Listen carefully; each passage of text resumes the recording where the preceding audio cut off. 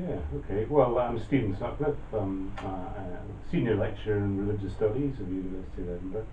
And most of my work has been working backwards from the New Age movement of the post-1960s period. And I started off doing ethnographic work there, and I realised that there was a historical story to tell. So I found I had to really to account for where the New Age spiritual culture had come from. I needed to go backwards, and I needed to go into the 50s, the 40s, the 30s, and that took me into the interwar period in particular, where I've currently got quite a large interest. Great. So this is obviously the New Age and these esoteric currents. Obviously, they're not sort of major branches of academic inquiry, or they're becoming more attention now. So how did you, as a religious studies scholar, how did you come to this? Well, that's a good question. I mean, the study of religion tends to be dominated by what's called the world religions paradigm, and you've got these sort of big 5 or 6 entities that have been discursively set up. So that's a problem already, because it creates a field in a certain way.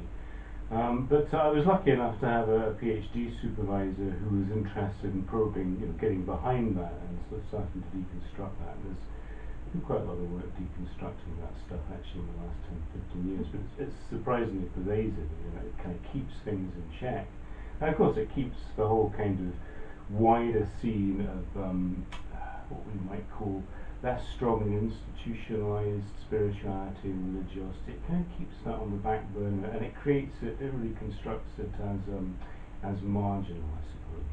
But I was lucky enough to have quite an enlightened supervisor. He let me kind of just do my thing with my original PhD, and I found that you could do some interesting stuff with this material, and there's so much more to be done, Absolutely. So our network is part of an AHRC scheme which has a real focus on breaking boundaries. Yeah. And I'm interested how you see the occult in the period of our project as breaking down boundaries between different kinds of beliefs or cultural forms or individuals.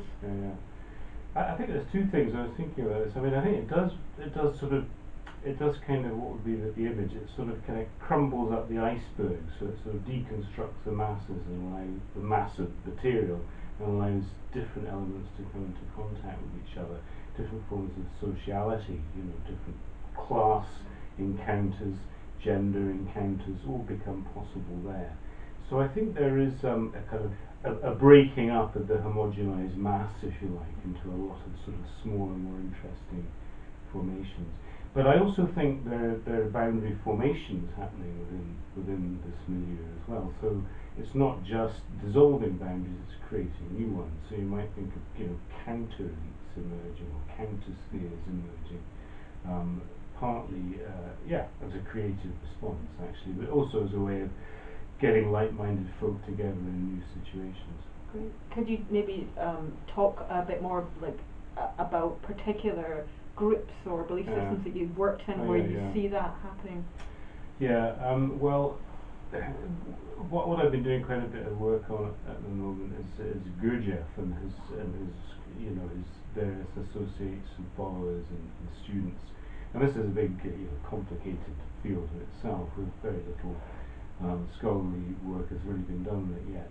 But it's quite clear that, to take that image of the counter-sphere or the counter-elite, Gurdjieff wasn't just kind of engaging with popular folks and popular forms, although he did that. He also engaged with artists, modernists, writers, early psychiatrists. A student of mine is doing a PhD on a guy called Maurice Nicoll, who was an early London-based psychiatrist who'd also worked with Jung, went to Gurdjieff's place outside Paris in the 1920s. So he could work with literary people, he could work with psychiatrists and psychologists. He could also work with kind of folk traditions from his Armenian background and weave them into the mix. One of his big books, Beelzebub's Tales to his grandsons, in many ways a kind of modernist recasting of folk tales into these new forms. So it's quite clear that he's not just a kind of anti-official, a completely alternative form. It's a kind of counter formation, I would say, and a very complex, interesting one. Great. you. Terrific.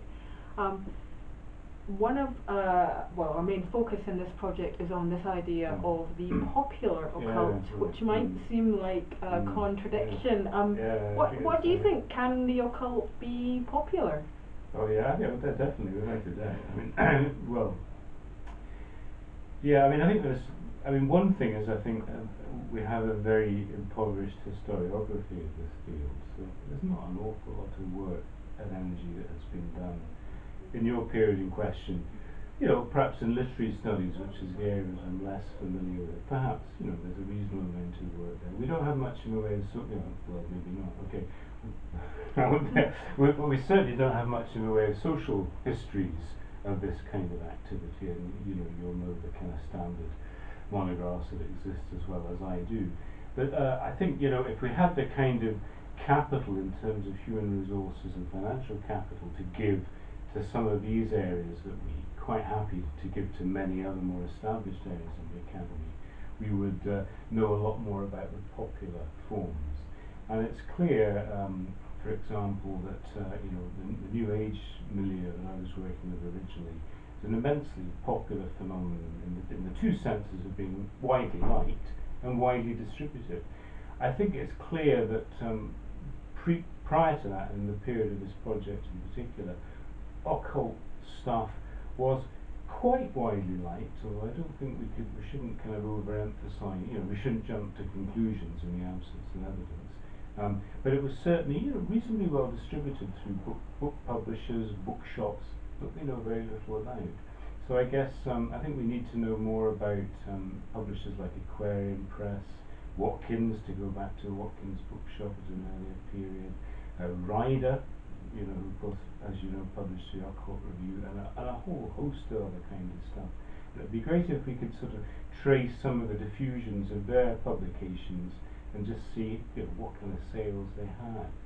And I think it's partly that the work has just not really been done to probe that really popular appeal. We know a bit more, I think, about elites, don't we? Yeah. You know, Crowley, I mean, Gurdjieff is a kind of an elite, so counter-elites in that sense, but we don't know much about the harder to find stuff. Thank you. Great. This next question is about resources and archives and artworks or other forms of cultural products that you have found that have helped you to understand the occult in this period, but also that you might recommend to people who are beginning to explore the field for the first time and are looking for maybe troves of this material that they don't know about. Right, good question. Well, I think a great lightning rod through the period is something like the publication I just mentioned, which is the Occult Review, which I know you've done some work on, and you can get that in the British Library, you can get that in the National Library of Scotland. Bob Gilbert thinks that the Occult Review is a kind of an indulgence of the writer's board, and that it never was sold or distributed as widely as people like to think. I mean, I think that's a moot point, and I think Bob Gilbert's work takes a particular view on that. But I think it is a great lightning rod through the kinds of debates and kinds of content that you get, well, from 1905 through to, you know, just around the end of your period, isn't it, 1948, 49. So I think the Occult Review is great. I think people will get a lot out of recovering the publications lists of these publishers like Aquarium Press, like Ryder more widely, like Fowler, like C.W. Daniels, a publisher who was actually originally a pacifist publisher, and published a whole load of stuff, including, you know, Bach flower remedies and this kind of sort of 1930s alternative medicine kind of material. And I think, you know, for example, the Daniels Archive is in Amsterdam in the Institute for Social Studies, I think, in The Hague. So you know, I think these are really quite good resources, and probably not much tapped yet. I mean, I know one academic article on the C.W. Daniels Archive, and he was publishing through from the early teens, you know, 19-teens, through to, well, in fact, his imprint still exists. Of course, he died somewhere in the 50s or 40s or 50s. And then finally, this question is about the moment in which we find ourselves to be studying occulture and popular occulture. Yeah. Why should we study occulture now, and what kind of place does this have in the university? Yeah. Well, I think my own view would be just to be a little bit kind of careful with the term occulture, so it doesn't become reified, and if it isn't a sort of a sui generis kind of mass. I think the stuff that I've worked with, so for example the Gurdjieff material, but also actually David Lindsay, who I'm talking about tomorrow to some extent, it's clear that their involvements are making connections and cutting across boundaries. Actually, Lindsay in a sense was a frustrated modernist writer, I think, and had certain breaks gone his way, we might know a lot more about him, along with other kind of occultists, modernists of the day, who had, clear occult interests. So I just think it's important not to sort of find ourselves getting backed into a kind of niche where, occulture is a certain kind of product that's slightly set apart from everything else. I think, the interconnections are really quite diffuse. Some are less profound than others, some are more shallow, but the connections are going everywhere in the period of question. So I think what we need to do then is to show the impact of occult stuff in the public sphere. It's good to study it intrinsically for its own sake, that's fine, but I think it would be also good to see how does it work out, literary modernism, something about that, and an alternative religion in the 20th century is a kind of big picture, which is my field. And politics, for example, we know that Yeats's interest in terms of, I know one of the papers tomorrow, a major player, major literary figure, major occult practitioner, major political figure in what became the Republic of Ireland eventually. So making those connections, I think, so we don't get ghettoized, I think is very important, and I'm sure this project will start to do that.